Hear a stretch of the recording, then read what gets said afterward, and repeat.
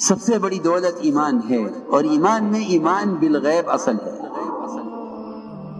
ایمان بالغیب اصل ہے، جس میں مشاہدات، تجربات، ظاہری تمام نظام کائنات اس کا انکار کیے بغیر خدا کی قسم ایمان کا ذرہ بھی دل میں نہیں آتا ہے۔ یہ ایک مسلم بات ہے کہ نظام کائنات کا، ظاہری پورے نظام کا، مشاہدات کا انکار کیا کرنا پڑے گا، تب ایمان دل میں داخل ہوگا۔ اگر نظام کائنات کو اصل سمجھتا ہے تو ایمان کی حقیقت تک کبھی، ایمان کی حقیقت کیا، ایمان کی ابتدا تک بھی کبھی رسائی نہیں ہوگی۔ ایمان بالغیب اصل ہے۔ اس لیے انبیاء علیہ السلام کا سب سے پہلا کام یہ ہوا کہ انہوں نے آ کر جتنی بھی شکلیں تھیں کائنات کی، اور جتنی بھی شکلیں انہوں نے خود بنائی تھی، ان شکلوں پر اپنے نظام اور اپنے مسائل کو تقسیم کر کے، یہ شکل ہے رزق دینے والی، یہ شکل ہے اولاد دینے والی، یہ شکل ہے بارش دینے والی، یہ شکل ہے صحت دینے والی، ان ساری شکلوں کا انکار کیا قدرت کے مقابلے میں۔ لا الہ میں سب سے پہلے اللہ کے ہر غیر کی نفی ہے، سب سے پہلے اللہ کے ہر غیر کی نفی ہے، اور اس نفی کا مطلب صرف انکار کر دینا نہیں ہے، بلکہ اس نفی کا مقصد، اس نفی کا اصل مطلب یہ ہے کہ تم ان شکلوں سے کوئی امید ہی مت رکھنا، ان سے امید کی بھی نفی کرو۔ یہ کہنا نہیں یہ خدا نہیں ہے، کہ یہ خدا نہیں ہے تو تمہیں اس سے امید کیوں ہے، یہ خدا نہیں ہے تو اس سے امید کیوں ہے۔ میں نے عرض کیا کہ سب سے پہلا کام انبیاء علیہ السلام کا یہ ہے کہ وہ آ کر اپنی قوم کو ایمان بالغیب سکھلاتے ہیں، اور ایمان بالغیب ہی اصل ہے۔ لکھا ہے علماء نے کہ جس چیز کی تصدیق دیکھ کر کی جائے اس کو ایمان نہیں کہتے، اس کو ایمان نہیں کہتے، یہ کی تصدیق دیکھ کر کی جائے۔ ایمان بالغیب اصل ہے۔ حضور اکرم صلی اللہ علیہ وسلم نے اپنے صحابہ کے یقین کو کائنات کے ظاہری نظام سے ہٹایا تھا، صحابہ کے یقین کو کائنات کے ظاہری نظام سے ہٹایا تھا۔ آپ نے کائنات میں پیش آنے والے تغیرات کو، کائنات میں پیش آنے والے تغیرات کو کائنات سے جوڑنے پر کفر سے ڈرایا تھا۔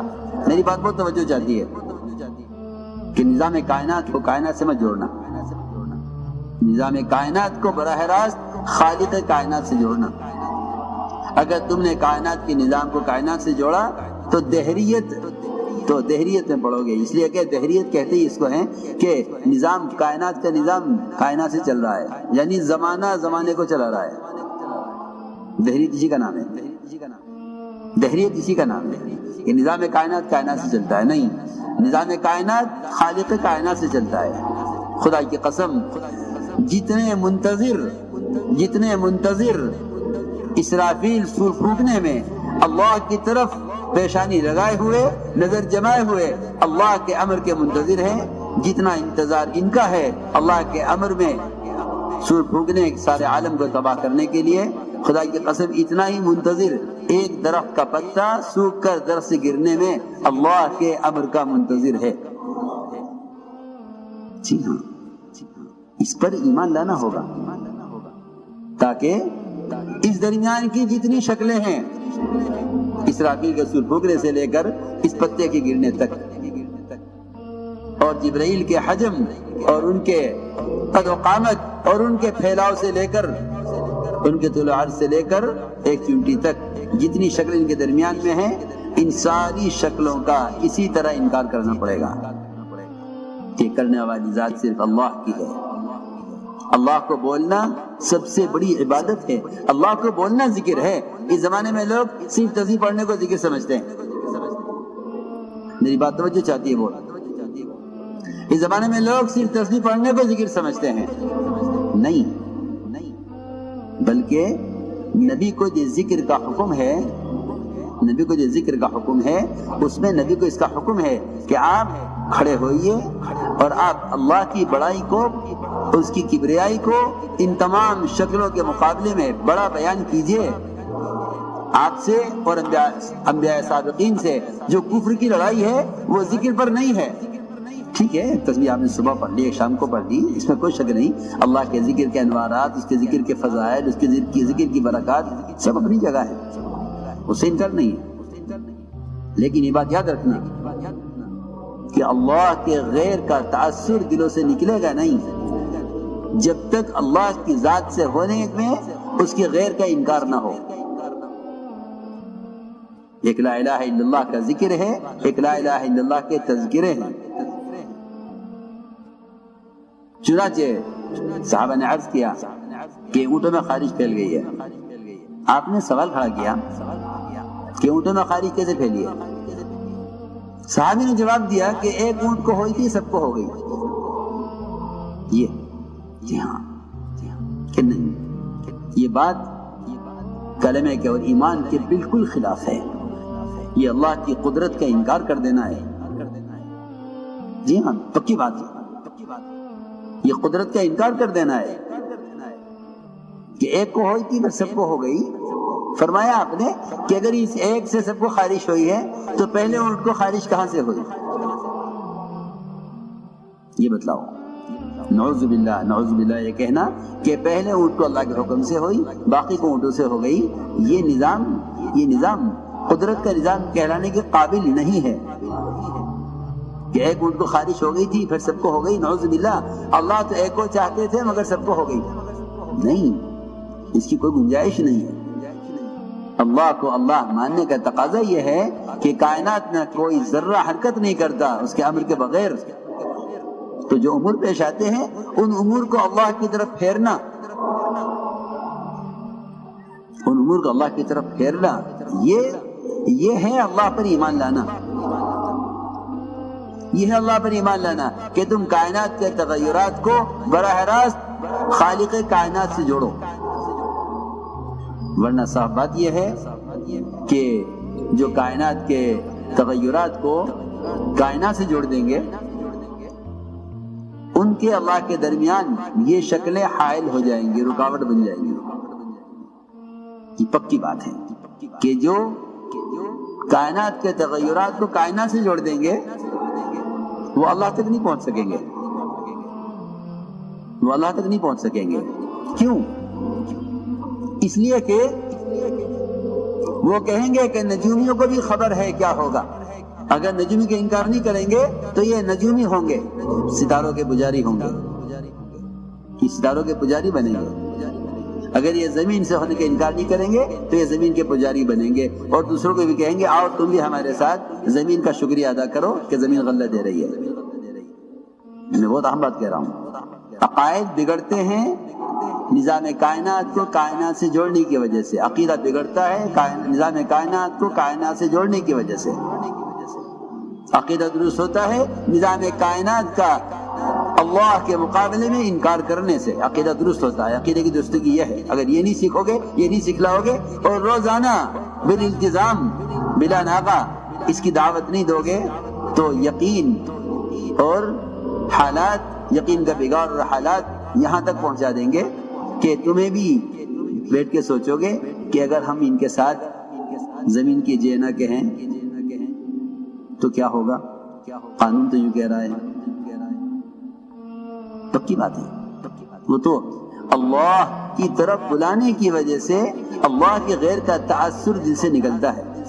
جب مومن اپنی زبان سے کہتا ہے کہ اللہ کرتے ہیں، جب مومن اپنی زبان سے کہتا ہے کہ اللہ کرتے ہیں، خدا کی قسم اس سے زیادہ باطل کے دل کے مرعوب ہونے کے لیے خدا کی قسم قرآن حدیث میں اس کے علاوہ اس سے بڑھ کر اور کوئی سبب ملے گا نہیں. میں جو کہہ رہا ہوں سمجھ کر کہہ رہا ہوں. جو مومن کہتا ہے کہ اللہ کریں گے، اس سے زیادہ باطل کے قلوب کو مرعوب کرنے والی اور کوئی چیز نہیں ہے. وَإِذَا ذُكِرَ اللَّهُ وَحْدَهُ اشْمَأَزَّتْ قُلُوبُ الَّذِينَ لَا يُؤْمِنُونَ بِالْآخِرَةِ وَإِذَا ذُكِرَ الَّذِينَ مِن دُونِهِ إِذَا هُمْ يَسْتَبْشِرُونَ. یہ تو خوش اس سے ہوں گے، یہ تو خوش اس بات سے ہوں گے کہ آپ کہیں کہ نہیں جی ایسا نہیں ہے، ہم اللہ بھی ہیں پھر آپ بھی ہیں، اللہ کے بعد آپ بھی ہیں، جی ہاں اللہ بھی ہیں آپ بھی ہیں، اللہ کے بعد آپ بھی ہیں، ہاں اس سے خوش ہو جائیں گے. اور آج کہ نہیں اللہ ہی ہے صرف، تو ان کے دل مرعوب ہوں گے، ان کے دل مرعوب ہوں گے اس سے، اور ان کے دل شکستہ ہو جائیں گے اس سے کہ مومن یہ کہے کہ اللہ سے ہوتا ہے. میں نے عرض کیا کہ سب سے بنیادی کام یہ تھا کہ نظام کائنات کے تغیرات کو کائنات سے مت جوڑو. اللہ تعالیٰ نظام کائنات کو بدلتے ہی اس لیے ہیں تاکہ دیکھیں کہ مسلمان اس بارے میں کیا کہتا ہے. حدیبیہ کی رات میں بارش ہوئی، حدیبیہ کی رات میں بارش ہوئی، اس بارش پر آپ نے فرمایا صحابہ سے کہ صبح کو تم میں سے بعض کافر ہوں گے بعض مومن. صحابہ گھبرا گئے، کیوں ہم کافر ہو جائیں گے اور کیوں ایمان کھو بیٹھیں گے؟ ایمان کی دولت کے حاصل ہونے کے بعد ہم ایمان سے پلٹ جائیں گے؟ اسے کیسے ہو جائے گا؟ میں کہ ہاں، جو یہ کہے گا کہ بارش اللہ کے حکم سے ہوئی ہے وہ اللہ پر ایمان لانے والا ہے اور ستاروں کا انکار کرنے والا ہے. جو یہ کہے گا نہیں بارش فلاں ستارے کی وجہ سے ہوئی ہے وہ اللہ کے انکار کرنے والا، ستاروں پر ایمان رکھنے والا ہے. تو میں نے عرض کیا کہ ادھر نجومی ستاروں کے پجاری، ادھر زمینوں کے پجاری، یہ کہیں گے مسلمانوں سے کہ آؤ دیکھو یہ نظام. عجیب بات ہے. علی رضی اللہ تعالی عنہ نکلے دشمن کے مقابلے پر. نجومی نے کہا کہ اس وقت آپ نہ نکلیے. کیوں؟ میں آپ کو نکلنے کا وقت دن بتلاؤں گا. میرے حساب سے میں جو ستاروں کو دیکھ رہا ہوں میرے حساب سے آپ کا اس وقت نکلنا آپ کے لیے شکست کا، نقصان کا، آپ کو آپ کے ساتھیوں کے زخم آنے کا وقت ہے. یہ جو ٹائم میں بتاؤں گا اس میں نکلنا تو آپ کو کامیابی ہوگی. حضرت نے فرمایا کہ تیری مخالفت میں ہماری کامیابی ہے، اور یہ فرمایا کہ جو تیرے کہنے پر قدم اٹھائے، جو تیرے کہنے پر قدم اٹھائے اس کا ٹھکانہ جہنم ہے. فرمایا المنجم کالکافر والکافر فی النار. جی ہاں، ایمان سکھلایا، ایمان سکھلایا گیا. فرمایا کہ ان نجومیوں کی بات پر یقین کرنے والے کا ٹھکانہ جہنم ہے. ہاں جی ہاں، پکی بات. ان نجومیوں کی بات پر یقین کرنے والے کا ٹھکانہ جہنم ہے.